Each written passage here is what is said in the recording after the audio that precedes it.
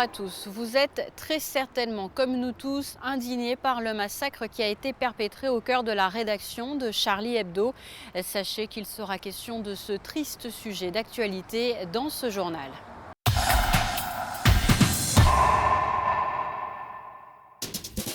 Édition au cours de laquelle vous pourrez découvrir une interview du lieutenant-colonel Philippe Robodingo. Il reviendra notamment sur les différentes missions des carabiniers au cours de la très belle présentation des enfants princiers mercredi à la mi-journée. 7 janvier marqué également par un rendez-vous lié à l'année de la Russie, la fête du sapin. Après un an de bons et loyaux services, Cédric Cavassino, président de la Jeune Chambre économique, évoque son bilan pour l'année 2014. Découverte en fin de journal du coup de cœur du concours de création d'entreprise de la JCE, justement, le T-Shop.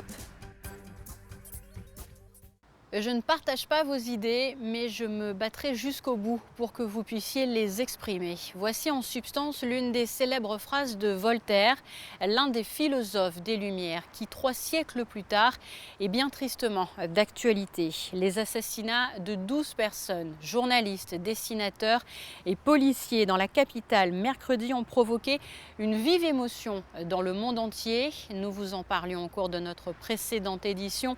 En principauté, son Altesse Sérénissime, le prince Albert II a adressé un courrier au président de la République française. Il fait part de sa stupeur, de sa compassion et de son soutien au président, aux familles des victimes également. Les drapeaux, vous le découvrez sur ces images de la principauté, ont été mis en berne au palais princier, à la mairie ou encore au ministère d'État. Son Excellence Michel Roger a d'ailleurs adressé jeudi au Premier ministre Manuel Valls un courrier. Voici ce que l'on peut lire dans cette lettre. Au moment où la barbarie a causé de nombreuses victimes au sein de Charlie Hebdo et des forces de l'ordre de la République française, je voudrais vous assurer de la profonde compassion et de la totale solidarité du gouvernement princier, des Monégasques et des résidents de la principauté. Nos pensées vont vers les victimes, leurs familles et leurs proches. Suite à cet attentat, je vous le disais, un véritable élan de solidarité a vu le jour dans le monde entier, des États-Unis au Japon, en passant bien sûr par la France, le Royaume-Uni, l'Espagne ou encore la Russie. En principauté, le Monaco Press Club a organisé un rassemblement place d'Armes jeudi à 18h. Ont participé de nombreuses personnalités, des journalistes bien sûr et de nombreux anonymes. Hasard du calendrier, le 7 janvier a donc été marqué par une triste actualité dans la capitale, mais à Monaco, le 7 janvier restera dans l'histoire pour être le jour de présentation des enfants princiers. Vous faisiez peut-être partie des milliers de personnes qui s'étaient rendues sur la place du Palais pour assister à cette présentation, ou vous l'avez suivi en direct sur TMC et sur Monaco Info chez vous. En tout cas, vous avez sûrement à plusieurs reprises aperçu des carabiniers qui étaient présents lors de cet événement pour assurer notamment son bon fonctionnement. Ils avaient reçu plusieurs missions. Je vous propose d'écouter à ce sujet le lieutenant-colonel Philippe Robodingo. Il faut répartir les missions et surtout quantifier par mission le nombre d'hommes à mettre en place. Donc là, aujourd'hui, il y a eu une douzaine d'éléments qui ont été mis en place, chacun avec leurs missions différentes. Je vous donne 2 exemples. Il y a une mission qui a été affectée d'ailleurs aux médias, qui consistait à contenir en fait les médias parce qu'ils se révèlent disciplinés à vos côtés. Et ce pour le bien de tous et pour que chacun justement puisse faire son travail correctement. Donc là j'ai affecté par exemple 4 carabiniers à cette tâche. Ou d'autre part, auprès des responsables du gouvernement, affecter des carabiniers pour leur faciliter leur déplacement au milieu de la foule, de manière à ce qu'ils gagnent du temps et qu'ils soient positionnés de manière correcte pour assister à l'événement. Voilà, 2 exemples typiques de répartition de missions et qui se préparent et s'imaginent surtout bien en amont de l'événement. On a fait notre travail, il n'y a pas eu d'obstacle, il n'y a pas eu de...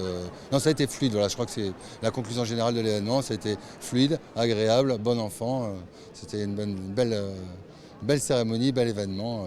Et puis surtout, ça y est, officiellement la dynastie est prolongée et ça c'est un grand bonheur pour tous.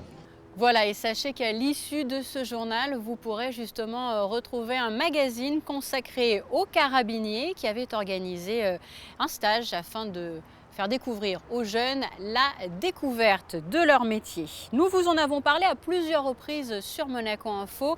L'année 2015, l'année de la Russie à Monaco, a officiellement été lancée il y a quelques semaines. Plusieurs événements vont donc ponctuer les mois à venir. Et dans le cadre de cette année, le Centre culturel russe ainsi que la mairie et Chic Radio ont organisé un événement mercredi soir afin de mieux découvrir la tradition russe de Yolka, en français la fête du sapin. Alexandra Pani vous livre plus de détails sur cette soirée dans ce reportage. Nous sommes ravis de cette excellente occasion de partager les valeurs culturelles de nos deux pays. Les enfants de la Principauté étaient conviés mercredi soir à venir fêter Yolka, une fête traditionnelle russe aussi appelée la fête du sapin. Un événement qui se déroulait cette année le jour du Noël orthodoxe. C'est une grande tradition chez nous en fait d'organiser à la période du début de l'année, de faire des fêtes pour enfants, des spectacles musicaux avec le Père Noël qui est Ded Moroz chez nous. Et voilà, donc c'est vraiment une collaboration magnifique. Les Russes connaissent leur tradition, ils sont très contents de pouvoir continuer à vivre ces beaux moments ici. Mais pour les gens de Monaco, je pense que c'est très intéressant aussi de découvrir cette culture qui est en fait assez proche finalement d'ici parce que la présence de Russes ici est historique. Donc les Russes et la culture russe a beaucoup repris de la France et de Monaco. Donc on est assez proche, donc je pense que ça doit être très intéressant. Au programme de cette fin de journée, un spectacle musical proposé par la compagnie Matrioshka, d'après le conte Le Petit Chaperon Rouge, suivi d'une distribution de chocolat chaud, bonbons et brioches. Les enfants pouvaient également participer à des ateliers de maquillage. C'est effectivement une fête traditionnelle autour du sapin qui se fait dans différentes places publiques dans l'ensemble de la Russie, qui est une fête dédiée aux enfants et qui reprend un petit peu l'esprit de Noël que l'on connaît nous ici dans nos traditions. Cet événement était organisé par la mairie de Monaco conjointement avec le Centre culturel russe et Chic Radio afin de partager les traditions culturelles entre la Russie et la Principauté. Et sachez d'ailleurs que vous pouvez chaque jour à partir de 14 h retrouver un journal sur Monaco Info entièrement traduit en russe.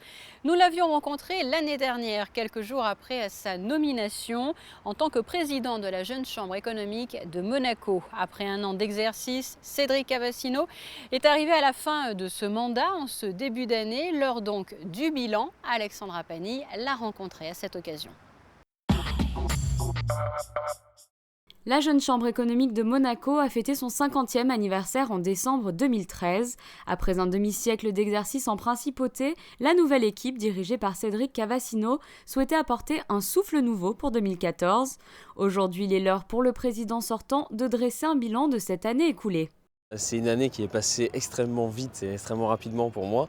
Une année pleine d'action, pleine d'innovation, vraiment avec des événements forts qu'on a voulu pour symboliser un élan nouveau de la Jeune Chambre économique de Monaco. C'était vraiment mon objectif en début de mandat. C'était passer après 50 ans d'une riche histoire de la Jeune Chambre, puisqu'en 2013 nous avions fêté nos 50 ans, et d'écrire maintenant les bases des 50 prochaines années. Donc ça a passé par un programme qui était fort autour de l'économie, avec un recentrage vraiment sur cet aspect économique des relations et des échanges à Monaco, et avec 3 axes majeurs qui étaient l'entrepreneuriat, la formation et le networking. En 2014, la JCE a donc accueilli 2 nouveaux événements novateurs. Le Startup Weekend en avril, l'opération consistait à créer une entreprise en 54 heures, puis Get in the Ring en décembre dernier. Il s'agit d'une compétition entre 8 startups positionnées symboliquement sur un ring face à des investisseurs pour les convaincre d'investir dans leurs projets. Des événements qui ont déjà connu un grand succès au niveau international.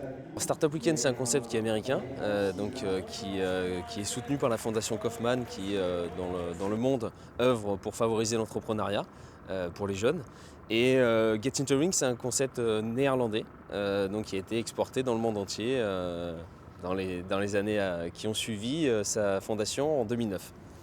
Et donc tous ces événements, c'est vrai, nous ont permis d'avoir un impact fort et d'arriver à recruter encore plus de membres, des jeunes leaders, des actifs de la principauté qui nous apportent encore plus d'expertise dans des domaines particuliers.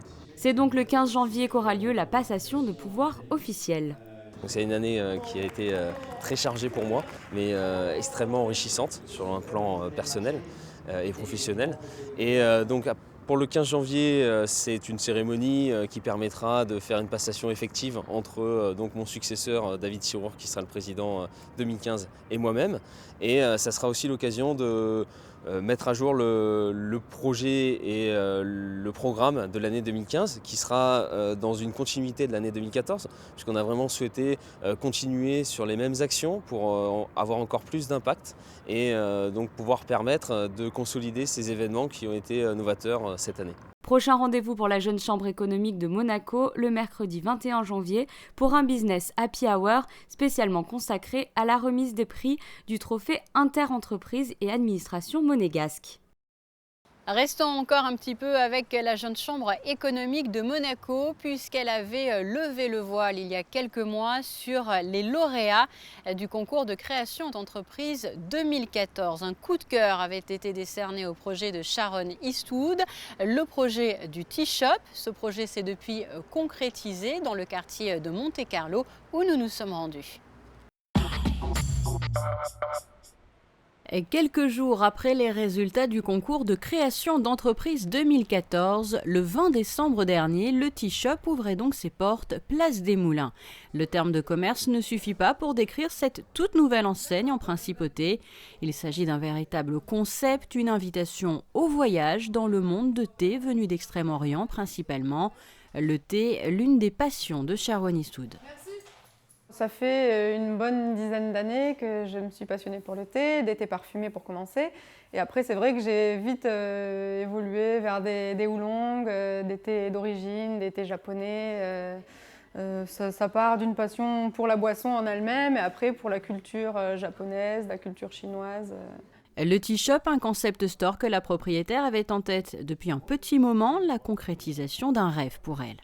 J'avais envie de faire plus qu'une boutique de thé, vraiment un lieu convivial, vraiment un concept store autour du thé. Donc la thématique principale, évidemment, c'est le thé avec 120 thés parfumés, des thés d'origine qu'on source directement chez des producteurs au Japon, à Taïwan, en Chine, en Inde, au Népal, au Kenya. Enfin, on a vraiment une gamme très étendue de thés d'origine. Et après, à côté de ça, justement, je voulais proposer des accessoires dans des accessoires traditionnels. On va avoir des accessoires japonais pour le chanoyu, pour la cérémonie du thé japonaise.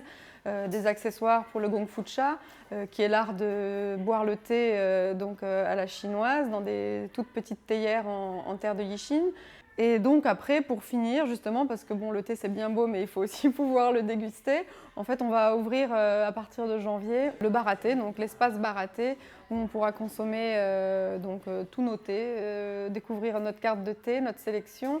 Babylone, Mademoiselle C, Berry White, Spice Girls, des noms originaux de thé d'infusion, car le Tea Shop se veut aussi très ludique, comme le prouve ce mur de senteurs, où il semble être difficile de ne pas trouver son bonheur. Une caverne d'Ali Baba où vous pourrez donc trouver aussi des accessoires et des produits d'épicerie fine à base de thé, comme cette eau. C'est un produit qui a été primé, qui a eu 2 récompenses design et innovation. En fait, c'est la cérémonie du thé japonaise, qui est très traditionnelle, très classique, qui s'appelle le chanoyu, qui est revisitée de façon contemporaine, dans une bouteille. On a dans la capsule de la poudre de thé matcha, de la poudre de thé vert. On tourne la capsule. Le thé se diffuse dans la bouteille, donc il se mélange avec l'eau de source japonaise. On secoue énergiquement, puisque normalement ce geste il est fait par le chasen en bambou. Et on obtient notre thé vert, notre thé matcha déjà prêt à l'emploi. Donc on peut boire ou à température ambiante ou bien glacé. Enfin, Et les équivalences, elles sont bluffantes. Alors oui, en fait, c'est vraiment un concentré d'antioxydants anti-âge. Donc pour donner à titre indicatif la valeur dans cette bouteille d'antioxydants, c'est l'équivalent de 15 myrtilles, 50 feuilles d'épinards, 70 jus d'orange et 130 thé verts classiques. Sachez pour finir que le Tea Shop ne s'adresse pas uniquement aux passionnés et aux personnes en recherche de thé très pointu. Les simples amateurs et les buveurs de café sont aussi invités à franchir la porte d'entrée. Voilà pour l'essentiel de l'actualité. Je vous propose à présent de découvrir vos prévisions météo pour les jours à venir. Vendredi, un soleil assez doux et quelques nuages, pas de pluie, température comprise entre 11 et 16 degrés. Samedi, le temps devrait rester bien agréable et des nuages insignifiants pourraient faire leur apparition dans l'après-midi. Dimanche, soleil et nuages passagers, comptez jusqu'à 17 degrés pour les maximales. Et lundi, une belle journée calme, quelques nuages dans la matinée, mais sans grande dégradation du temps. Fin de cette édition, merci à vous de l'avoir suivi. Je vous laisse à présent avec la suite de votre programme sur Monaco Info et un magazine consacré aux stages proposés chez les carabiniers afin de mieux découvrir ce métier. Un magazine réalisé par Alexandra Pani. À très bientôt.